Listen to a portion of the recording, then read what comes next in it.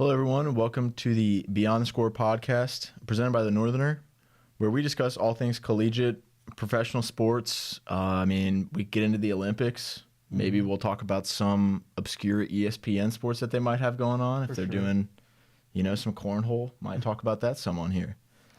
I'm your co-host, Matthew Supinger. I'm joined today with other co-host, Alex Perez. Alex, how are you doing today? I'm doing great, Matt. How you doing? Doing pretty good. I'm excited to get this going on. We got Colton behind the scenes. Colton, thank you for your help. Couldn't get you on camera today. Oh, there we go. Yeah. Yeah. So we got him working behind the scenes. Do a quick plug with him. His Benchwarmers podcast. Make sure to check that out. Yeah, the Norse Benchwarmers on YouTube. Check them out. Yeah. I guess it's Thanks, kind guys. of like we're going back and forth because it's like an opposing podcast. So maybe we should We're feuding podcast. reverse that. Yeah. Do not go watch that Absolutely podcast, guys. don't watch it. What you guys get? You guys get chair. You get chair footage for that. We actually got benched by the bench warmer. So yeah, we got it's a little bit of a dull sports season, I guess, right now. Yeah, in the summer it always is for sure. Yeah, nothing too crazy going on. But yeah, you want to give a quick rundown or anything about what we may be going upon today? Yeah, we're definitely gonna hit on some NFL. College football is back, so that's exciting.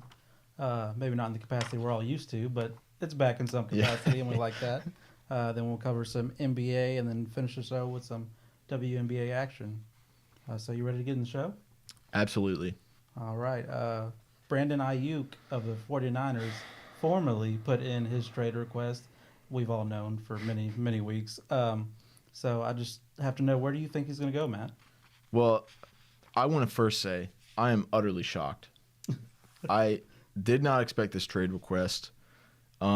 Despite him saying they don't want me, despite him being on numerous FaceTime calls with Jaden Daniels talking about how he doesn't want to be with the 49ers, despite all the practice footage of him and Jaden Daniels working out, I'm truly shocked that he wants to leave the 49ers and that this news is broken. With all jokes aside, though, I don't know. It's just he's good. He's obviously very talented. He's young. He wants a bag. I don't blame the dude. But I don't know. It's going to be a tough spot because I think the point he's at, it's sort of similar to, I think, a T. Higgins position in the sense of you're playing for a pretty good team now. Yeah. Maybe not making the best money, but you kind of got to think about where you might make good money. Will you necessarily be with a very good team? And, maybe he goes signs with or he gets traded to Kansas City or something crazy like that where they can pay him decently and he's still going to be with a good team. But, besides that, I don't know where you're really going to go make a bag and win a bunch of games. Right. Right now you're doing pretty good, man. Your quarterback isn't going to make a stupid bet. Brock Purdy's probably going to make a stupid amount of money. But realistically speaking, he's not going to be, the highest paid quarterback in the NFL or something like that. No. But I don't know. I guess a trade request, I could see him, maybe this is crazy, I could kind of see him going to, maybe a Jets. Maybe they try and work something out because just the other day I saw something where, I might have been on First Take or something, they were debating about if Garrett Wilson was a tier 1 wide receiver one. Now, here's the thing. I like Garrett Wilson a lot. I think he's really good. I do think that he could be a true wide receiver one, but it's, when you have 94-year-old Randall Cobb lining up with you, I don't really think you're going to be able to show your true skill set. Right. I could see maybe a Jets. I know there's a lot of talk of the Steelers. Mm-hmm. So what do you think about that one with the Steelers? Yeah, that's definitely the first name I had on my list. I have 4 teams here, but Steelers wide receiver room is a little light now. We, of course, have George Pickens, who's great. But besides that, Roman Wilson, Calvin Austin, Van Jefferson, and Scotty Miller were the big signings of this offseason. So something to you could bolster for sure. So Brandon Ayuk would be a nice addition for sure. Other teams I'm looking at is the Bills because their wide receiver room is basically non-existent. Their top 2 receivers are Chase Claypool and Keon Coleman. So they might need some help there. Some other teams that maybe maybe as realistic, but would be fun, would be like the Texans because they still have a lot of cap room. Mm-hmm. They have an insane wide receiver room already with Stephon Diggs, Nico Collins, and Tank Dell. But I feel like that could be fun, and you could work it out where contracts could work out. But since they have so much cap space, but I don't know that that's a move that they're interested in making right now. And as you talked about the Chiefs, I feel like would be interesting. They picked up some good pieces in Xavier Worthy and Hollywood Brown, and they have McCole Hardman there too. But I feel like Brandon Ayuk would be a great addition to an already pretty good wide receiver core. Yeah, that offense would be pretty nasty. I think if you put Brandon Ayuk on that team, Yeah, putting like that good of a route runner with Patrick Mahomes, I think the precision and the accuracy just between those two would probably be enough where like if a football goes by a corner, it's like that's going to be so precise, it's going to cut the jersey. yeah. Like it's just going to be so laser thin, and it's going to be nasty. That'd be such a nasty offense. And like you talked about, like in the NFL today, I feel like you have to make a decision. Do you want really good money or do you want to compete for a championship? Because I feel like you have to pick one or the other, especially as a wide receiver. Quarterbacks, I feel like they can make whatever decision they want to, obviously. But Yeah. wide receivers, if he wants to compete, I feel like he's going to have to take less money and go to one of these teams that can still very much compete that I just listed. But we'll see what he wants to do, honestly. Yeah. Yeah, I think that's going to be a very interesting situation to watch because there has already been so much drama around it and stuff like that. Like, is he going to go? Is he going to end up staying? Because it seems like the biggest story of this offseason has been the amount of people that are like, I want a lot of money or I'm gone. Yeah. And they end up getting that money. And so they don't end up going anywhere. Or they're just like, meh, I'm chilling with what I get. So do you think he starts the season with the 49ers? Good question. I'm going to say no. I don't know where he'll be week one. I do not think he starts the season with the 49ers, though. I would say he would just because I feel like they're going to be as stubborn as possible and hold out as long as they can until they can see what they can really get out of him. But, I mean, they may get a haul of an offer before the season starts, but I think it'll play out into the season. But Yeah. we will see. Speaking of in the middle of the season, Joe Burrow recently came out, was talking about on one of the podcasts that he was on, a whole new kind of NFL season setup with there being, 18-game season. There's 2 bye weeks within that season, and kind of like in the middle of the season, just like literally every other major like sports league, having the All-Star, obviously for the NFL, would be the Pro Bowl. What do you kind of think about that? Do you think that would be a fun approach for the NFL to have? I think from a fan's perspective, it's awesome. Like, we get football basically year-round. It would be a very long season, which we would all enjoy. I think I like it as well for the Pro Bowl aspect because I feel like there would be more eyes on the Pro Bowl because it's like the fans get a bye week once the season ends and they're like, oh, okay, well, the Pro Bowl's coming up. We're not going to watch that, and then we're just going to watch the Super Bowl. But I feel like you would get a lot more attention on it if it was in the middle of the season. But I feel like at that same point, you may also get less people playing in it because they're worried about staying healthy and everything for the end of the season. Yeah. So I think it would be best to do it this way, but it could also make the Pro Bowl pretty much the same product it is now, if not worse. Yeah. Yeah, that's true. I think I do like the 2 bye week kind of thing because I think there's times where I want to say the Bengals might have had this happen this past year where they got a very early bye week and it just kind of was like didn't help them at all. Yeah. So I think if you could have something like that where, you get that bye week early, but you also don't have to worry too much because you still do get a bye week near the end of the season. I think that could be huge for teams, kind of give them that recuperation instead of like, where you get those schedules where it's like you're playing Sunday afternoon, you go play Thursday night, you're playing next Thursday night, and it's just these schedules are all over the place. I was going to say the same thing about the Pro Bowl. I feel it would bring, probably more eyes. I think there is that kind of gamble where you may not get as many viewers. But I think it might bring more because people seem, for the few that do actually watch Pro Bowl, I myself, I can't say I've watched much of the Pro Bowl in the past. I haven't watched it much recently, no. Yeah, the past 5 years, I can't say I've watched more than 10 minutes of a Pro Bowl. But for those that do watch it, I feel like they're liking the flag football kind of setup. It does allow a little bit of physicality. It's not just like two-hand touch with what they were doing before. You are still getting people that are going out and wanting to play in it. You're getting good athletes and stuff like that.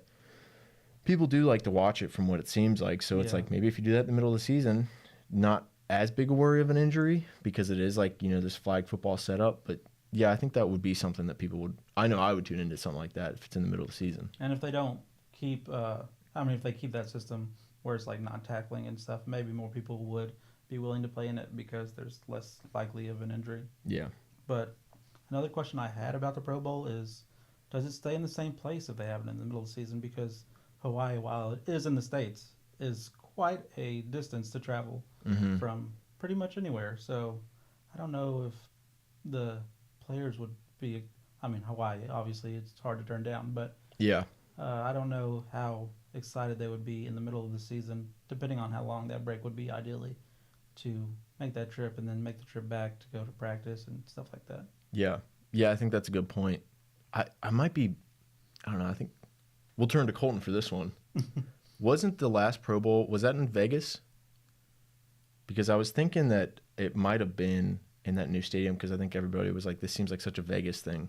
Well, we can wait on Colton to get that answer, but while we do, I guess that just shows how much I haven't been watching the Pro Bowl because didn't even know. I don't blame you. Didn't even know that it was in Vegas. Only reason I thought it was is because I thought I remembered seeing like it was like enclosed. That would make sense But, then, yeah. Or you are correct. It was in Las Vegas last season. Let's go. Thank you, Colton. Turn to the official review, and we got that call overturned a little bit. And if you if you do it that way, then you could kind of make it like the NBA does, where you just go to different arenas that the NBA, and then in that point it'd be the NFL host. So Yeah. that'd be fun, and it'd be a good time for like tourist attractions and stuff like that. So Yeah. I think that would be good for the NFL, honestly, if they did it that way. I agree. But moving on, we have some college football to talk about. Bernard Robinson can finally rest. NCAA 14 can be put on the shelf because college football 25 is here. And I am so excited. I've played this game so much growing up, from the mascot games to the dynasties that you start to just play now with friends. So I don't know how much of a gamer you are, Matt, but if you are, what's the first team you're looking for in the dynasty, and who are you going just to play now with first?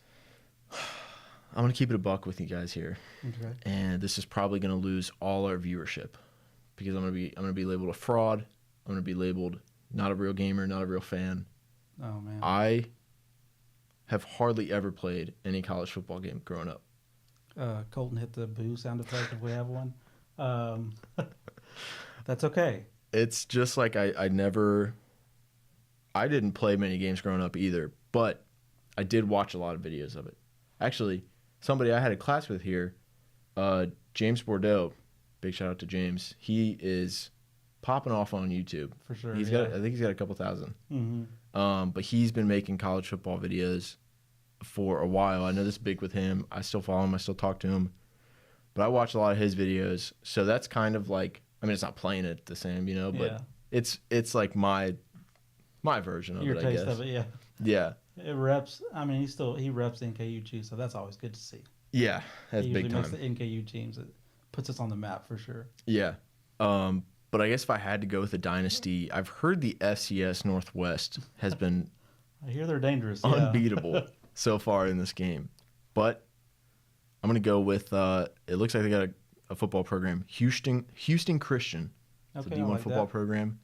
That would be my dynasty. I would build it into, at minimum, 10 Pete. Nice. Minimum. What about you?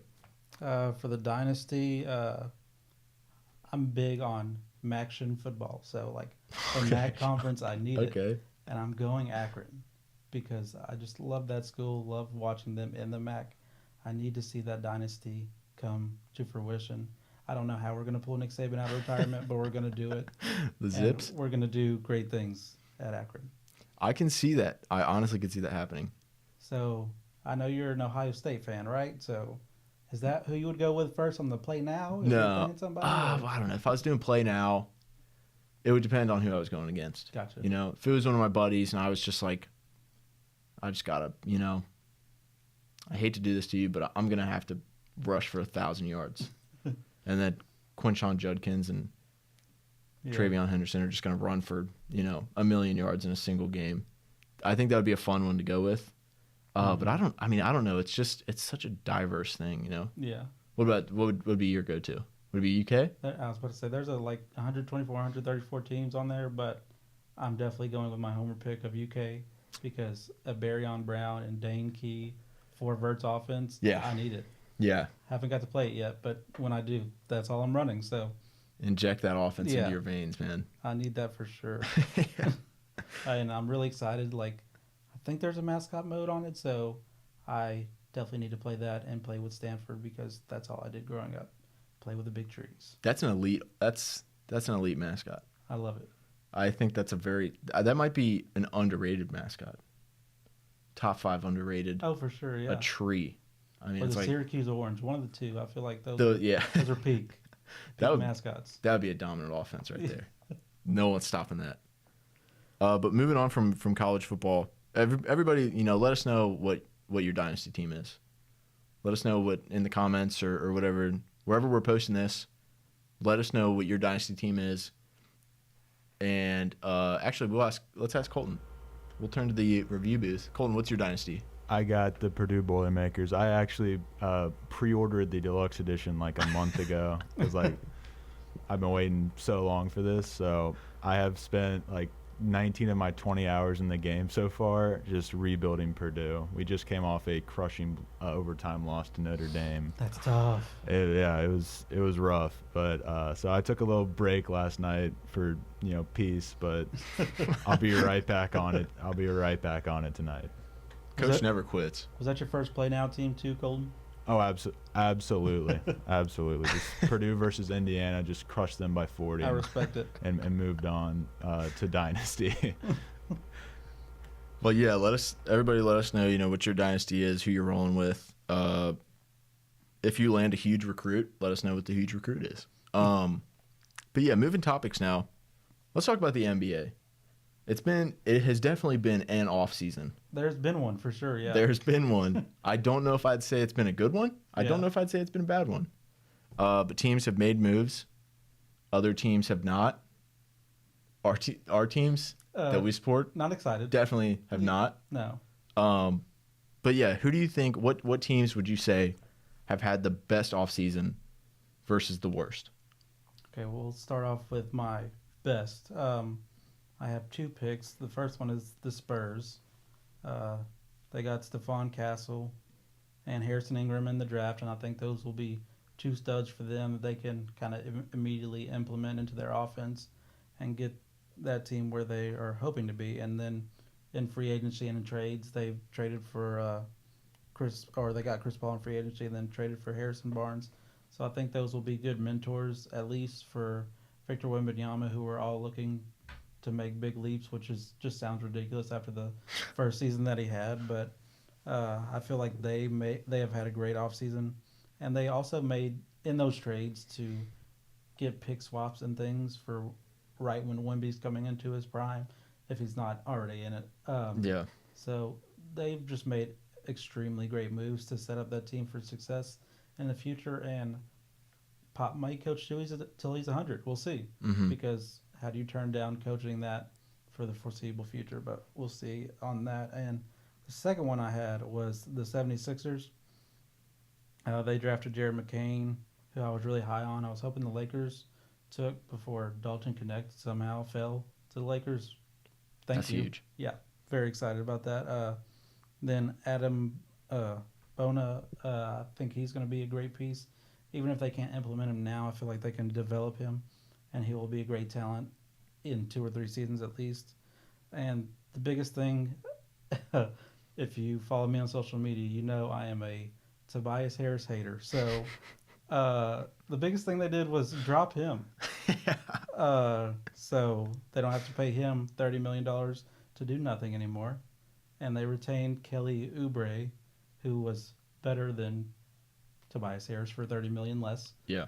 And for another great team-friendly deal. I don't know what Daryl Morey has on Kelly Oubre, but he's got something I need to know.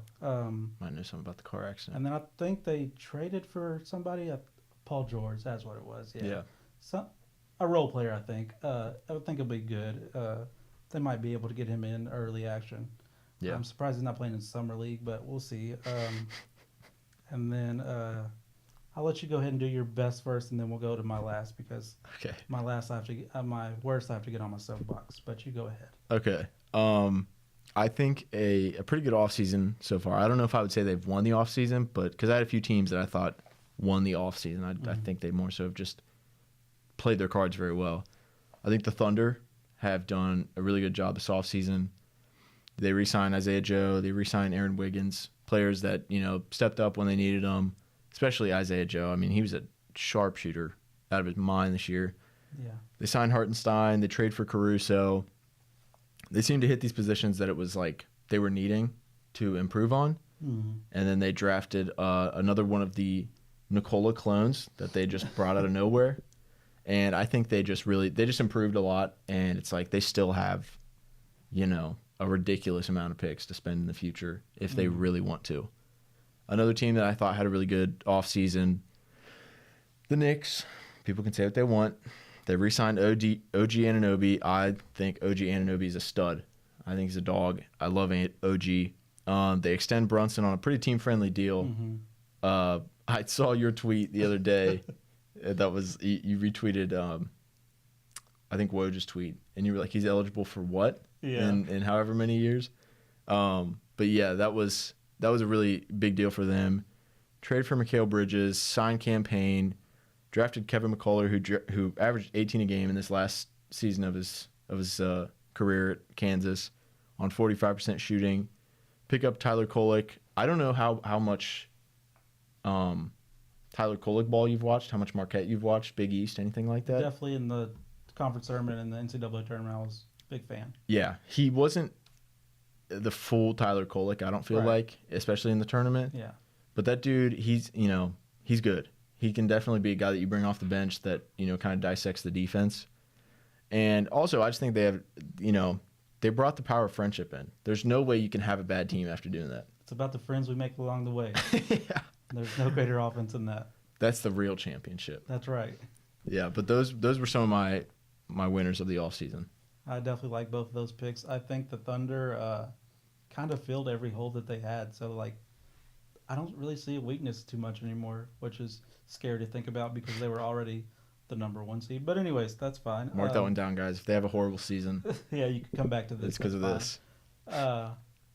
And then the Knicks, they just keep signing guys that fit their mold, fit what they like to do, fit the way that Tibbs likes to play every minute, Mikal Bridges has never missed a game since high school or whatever. We'll see. We'll see how that goes. That dude is going to be eating like 5,000 calories a day to make up for all the energy and sweat he's going to lose. I just love the conversations we've had on the Knicks contracts because one, Jalen Brunson taking a team-friendly deal now, but nobody read Woj's follow-up tweet that said he's going to make it all back and then some in his next deal.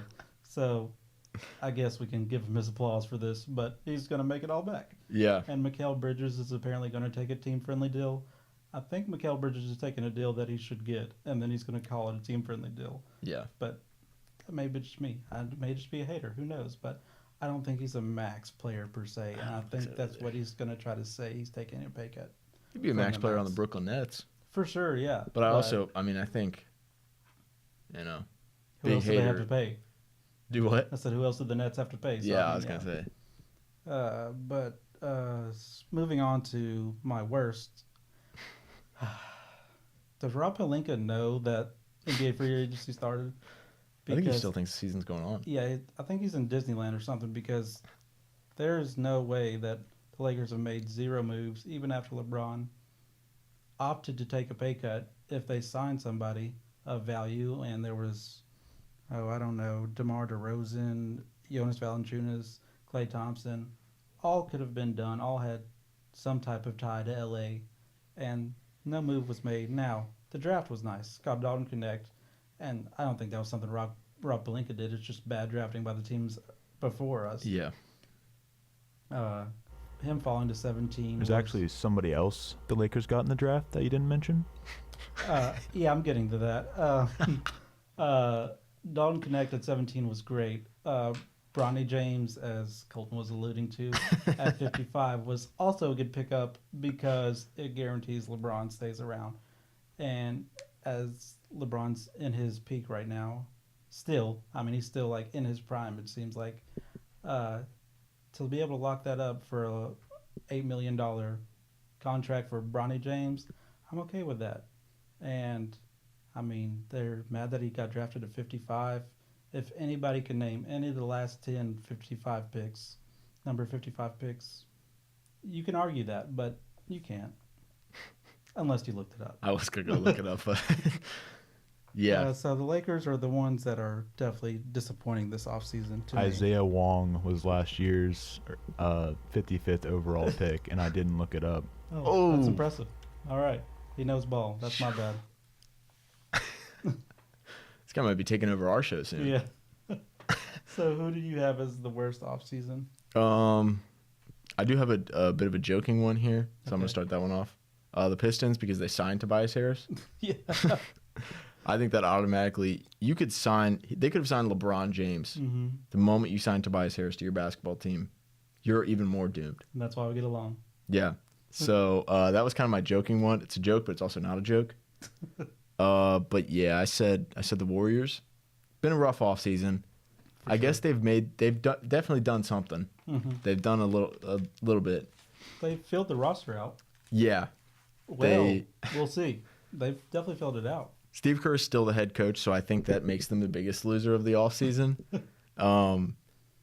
But it's, I'm not upset about letting Klay Thompson walk. A lot of people were like, oh, that's, they did him wrong. Look at all he did. They didn't do him wrong. No. It does stink that we couldn't bring him back, Mm-hmm. but that's more of a, it stinks for morale. It doesn't stink in terms of talent. No offense, Klay, you're a Warrior for life, but I don't think we're going to miss your, 0 for 10 elimination game. So, or potential injuries that he still got paid during. So I don't understand how he was done wrong in any way. But I would agree that the Warriors and the Lakers have had pretty bad off seasons.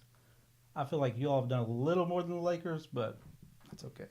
It must just be like a California thing. Well, no, but Sacramento signed DeMar, so I guess they get a pass. That's true, yeah. Everyone else is like the Clippers, Lakers, Warriors. They're just like, let's see what we can do with nothing at all. Clippers are definitely making choices, not good ones, but choices. I don't think we need to get into that. Everybody knows. Yeah, not good choices. I think that all those teams that I just named, they're kind of pulling like a Kenny Beecham. They're like, let's see. Those videos he's made where it's like I'm gonna trade one player and try and use this one like role player to trade for LeBron James. Mm-hmm. And he just goes through all these ridiculous trades. That's what they're trying to do. Yeah, for sure. So, and it's not working at all. They are still at stage one. Shout out Sacramento for being the only competent California team. Yeah, gotta carry California. But moving on, the Olympics, the preliminary Olympics basketball has started. I was prepared to come in here and say, is there cause for concern with the Olympic team? And then they beat Serbia by 26, and the Avengers showed up. So Yeah. I would still like to propose the question, is there anything that you've seen so far from the Olympic Games that causes you concern, or is it really just like the world getting better? So like everybody's getting closer to USA's talent. I feel like this happens a lot where, Team USA beats, some team by like 12. Mm-hmm. And everybody's like, man, we need to knock the rust off. And it's like, okay, first of all, like, Steph Curry took 4 shots. He's never in his career going to take 4 shots in a game ever again unless he gets knocked out in the first 4 minutes of the game. Or That's not going to happen. Steve Kerr subs him out, Yeah, Steve Kerr goes, that's enough. You're doing too good. But I think this is like something that happens a lot where it's like they beat a team that is inferior to them by like maybe not as much as people would like to see, and then they go on and just shred everyone else. Yeah. I think that's what's going on. But I do also think that the global competition has gotten better. I was talking to someone about this. Like, we could get by in the past a little bit of like having, like last year's team, it was like Paolo Banchero. I don't know. There were some other players on that team that it's like never in a million years. I mean, no diss to Paolo Banchero. He's very talented. Right. But some of those players, you're not regularly making an Olympic team. I'm going to tell you that right now. Right. Definitely not the U.S. Olympic team. So I think it's just kind of like we need to bring our best at this point to beat these other teams, these global teams. But would you fellas like to hear that team, the 2023 not Olympic but USA? Yeah. So we got Paolo Banchero, we got Mikal Bridges, Jalen Brunson, Anthony Edwards, Tyrese Halliburton, and then we got the rest of the team here: Josh Hart, Brandon Ingram, Jaren Jackson, Cameron Johnson, Walker Kessler. Isn't that like his rookie year? Yeah. Yeah. And then we got Bobby Portis. And I remember Bobby Portis was like a dog in that. Yeah. Like he was actually like going crazy. And then rounding out the team, we have Austin Reeves. I mean, I like that pick. I don't know. I think he could play on any Olympic roster. But I feel like the funniest part before the whole team got assembled for the Olympics this year was Jaren Jackson being like, if they call, I'll be there for sure. Yeah. You don't say. I'm shocked that you don't have other things to do. But they're not calling, bud. Like, they're actually assembling the Avengers this time. This is what that call would be. You're not getting the call. Hey, Jaren. Yeah, how you doing? You know anyone that would want to be on the Olympic team? Definitely not you.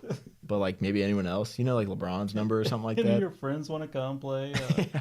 Just let them know we're looking. Yeah. Any of your more offensively talented friends? Because we definitely do not need you on the Olympic team, man. But, yeah, I think, like, the global competition is just getting better. Like, these are basically NBA teams. Like, France has Wemby, Gobert, Evan Fournier, Nick Batum. Australia has Patty Mills, who always goes crazy in the Olympics for some reason. Evan Fournier stinks. Australia has Jock Landale, who's been playing well. Matthew Dellavedova, the LeBron stopper. Oh, yeah. Canada has a legit team, and R.J. Barrett, Lou Dort, Andrew Wiggins, and Jamal Murray when they're healthy. So the world's getting better. It's not fun to see because we send the Avengers out there and we want them to win by 50 every time. But it's just not going to happen because the global competition is just getting that much better. Yeah. I don't know, though. Maybe if teams, maybe if players start pulling a Joel Embiid where they're like, no, I'm just going to play for the U.S. That'd be fun, yeah. Yeah, let's do that. Let's do that next Olympic. Just make it continent-based, actually. Yeah. That way we can have Canada and the U.S. Would be good. Yeah. Oh, that would be a disgusting team. Yes, it would. But yeah, that's the Olympics. I think it's going to be very fun this year to watch that again. Oh, for sure. I mean, that's gonna feed families. Oh, I mean, watching that. Steph and LeBron alone playing with each other is just primetime television. Yeah. Moving on though to the WNBA now. We're about halfway through the season of what's been a pretty fun season. It's definitely been a record-breaking season. For sure. But it's been a pretty fun season. Who would you say is your MVP pick right now? I don't think it's close. It's Asia Wilson. Yeah. Of the Las Vegas Aces, she is averaging 27.2 points per game, 12 rebounds, 2 steals, which is first in points per game, rebounds. She's first in points, rebounds, blocks, 8th in field goal percentage at 52%, which is wild that there are 7 people shooting better than 52%. But the WNBA, just great talent. Yeah. And she's also averaging 3 blocks a game, so I think she's a little mad that Stewie got the regular season MVP last year, so she's coming back for blood this time, and she's definitely getting it. Yeah. Would you say it's the same thing?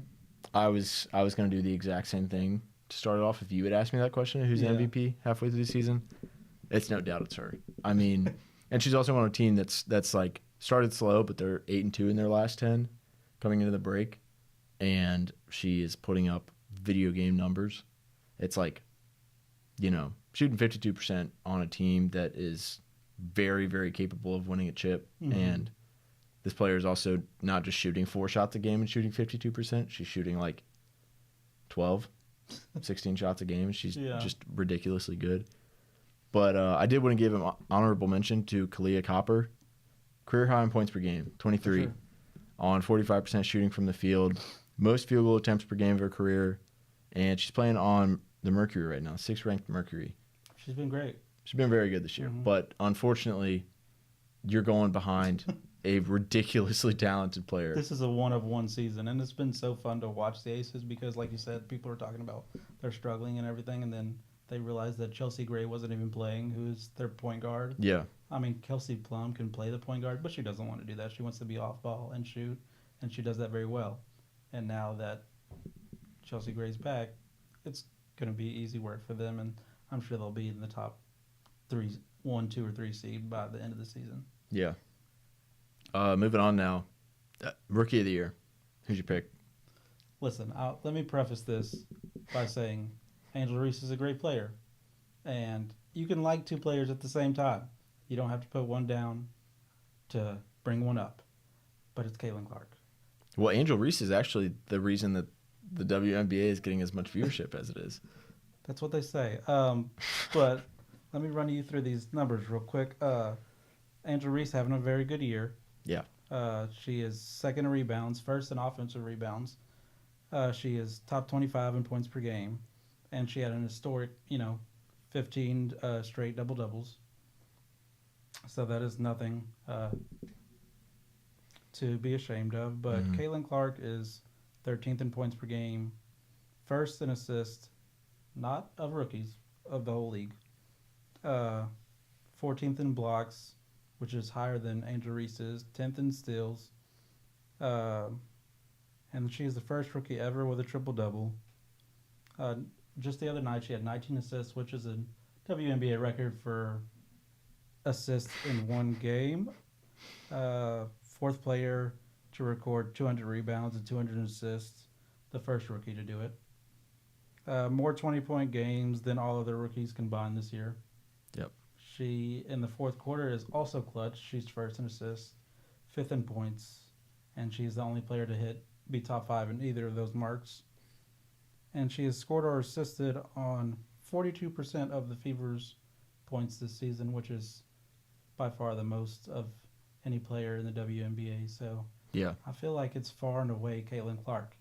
No hate to Angela Reese. She's having a phenomenal season and will continue to have phenomenal seasons. But it's Caitlin Clark, and I think it's by a lot. Yeah. Would you agree? I mean, I got the same answer. I think what Angel Reese is doing is incredibly, talented. I think she's adapting. She's adapting to the game as well as just dominating the paint, especially the boards, a lot more than, veterans are.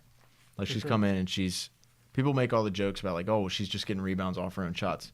That's still an offensive board. That's still hard to do. That's still going in the stat sheet. So call it what you want. She's getting boards off her own missed shots and putting it right back up. Like, they're not making it any easier for her. Like, they're still grown women trying to rebound that basketball over her, and she's still going through them and being strong enough to get those rebounds. Yeah. It's like she's very, she's tall, but it's not like she's, a 7-footer like, Wemby, who's like 7'6", where it's like just reach up and grab it. Right.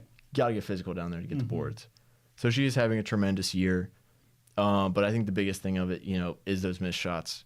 Caitlin's a guard. She's shooting it from much farther out, and she's shooting, 4,000th of a percent worse than Angel Reese. It's like her efficiency field goal percentage is 10% higher than Angel Reese's. It's just like it's not a competition, and Caitlin Clark is just playing tremendous. Like, this is like, for sure, this is the generational talent that everybody was expecting from her. And it took a couple games to warm up, and people were like, oh, is she gonna be that good?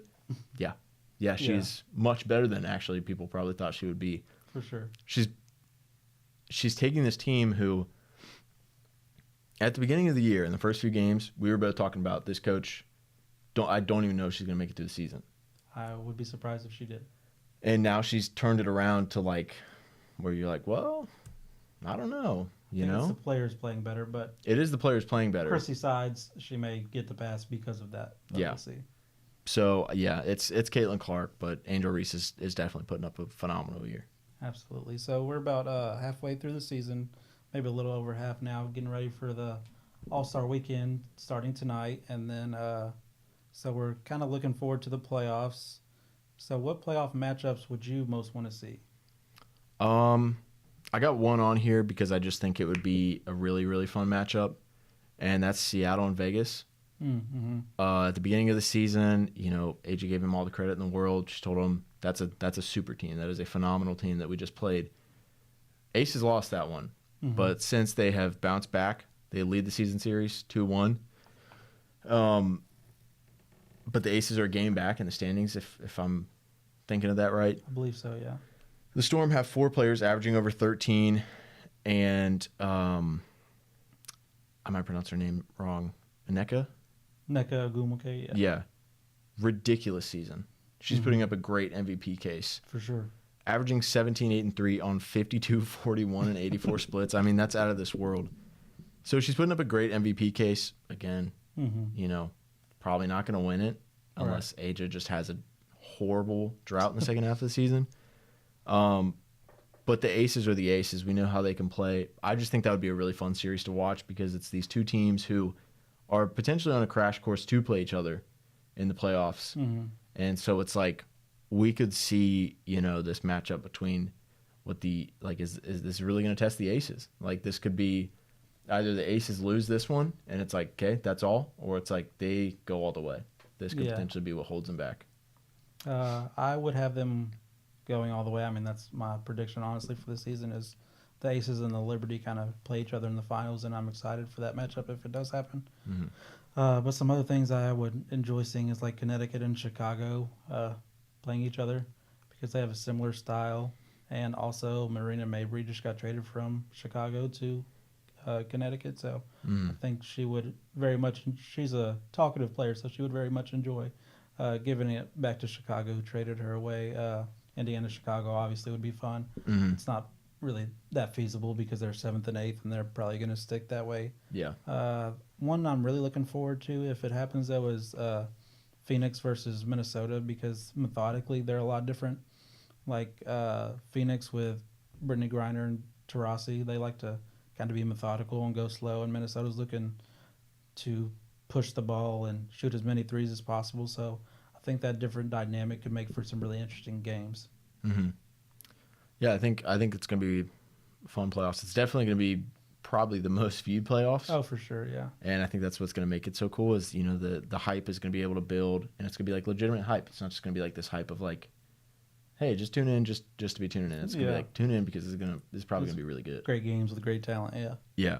So kind of staying with, women's professional basketball, the Olympics, just as we were talking about the men's Olympics roster, women's Olympic roster, how are you feeling about that? I feel great about it, honestly. I know there was some discourse earlier this season when the team was announced that Caitlin Clark, because of what she's done for viewership, should be on the team. I don't agree. I don't know what guard you would pull her to put in her place, so I don't agree she should be there at all. Yeah. Now, for being honest, it doesn't really matter who you put on the women's Olympics team. I don't know if you know this stat, but the women haven't lost an Olympic game since 1992. So they're not going to struggle no matter who they put in there. But I feel like you'd put the players there, especially since it's something that happens only 4 years. Very special thing to do for your country. You only put the players there that deserve to be there, and Caitlin Clark will have many, many opportunities to do that. This one in her rookie year, she should not be there. Yeah. Are you happy with the roster? I would say the same thing. I don't really think there's a whole lot to disagree with. The only one I could maybe see is like Caitlin for Taurasi, but that was when the pick was made, Taurasi was the better pick than Caitlin. I think since Caitlin has just played out of her mind and has just made herself closer to Taurasi, but yeah, that veteran presence and the experience of, winning so many Olympic games is what really puts Taurasi over the top. And this will be Taurasi's last one, so it's nice to give it to her. And yeah. one thing, one other ridiculous stat I also wanted to mention, They haven't lost a game since 1992. Only 2 of those games have been within double digits. I mean, within single digits. So every game they've won, it's been double digits, usually in the 20s and far beyond that. But Yeah. this Olympic team will be fine. Yeah, I'd agree with you there. I think it's going to be same thing. It's going to be a fun Olympic game to watch because I think it's just going to be, Yeah. how many points are they going to score? So the final thing I want to ask you about Olympics 3-on-3. Mm-hmm. If Ryan Howard can't go, who do you think should be taking that spot? Well, I like the team that they have put together so far with Haley Van Lith and Dearica Hamby, who had to replace Cameron Brink, who was also a phenomenal rookie talent and probably will be on the next Olympic team and the team after that. But if Ryan Howard doesn't get to go, I feel like this is a place where you could put Kaylin Clark in, and because she can spread the floor, she can get steals. But the person I would really want to see in here is Arike Agumbawale, who I feel like you could have made an argument was snubbed off of the Olympic roster. Mm-hmm. She's 3rd in points per game, 8th in assists, 1st in steals, so she knows how to spread an offense out, whether that's passing the ball or shooting it. And then she can play defense, get the steals, get her hands in there. So I feel like she is one that they should really look at if Ryan Howard, who is the best forward in the game, honestly, if she can't go, they should look towards Arike's way. Yeah, I'm thinking the same thing. I think the first option would be the one who torched the reserve in the Final Four. Yeah. For 39? Mm-hmm. I think that'd be a great option.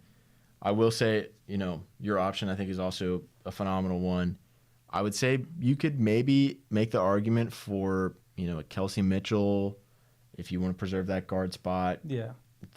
People may not like this. Kennedy Carter, she's putting up great great stats this year. Mm-hmm. You could maybe put her in that option. But yeah, I think Caitlin is the option that you should definitely think about, or Agumbawale.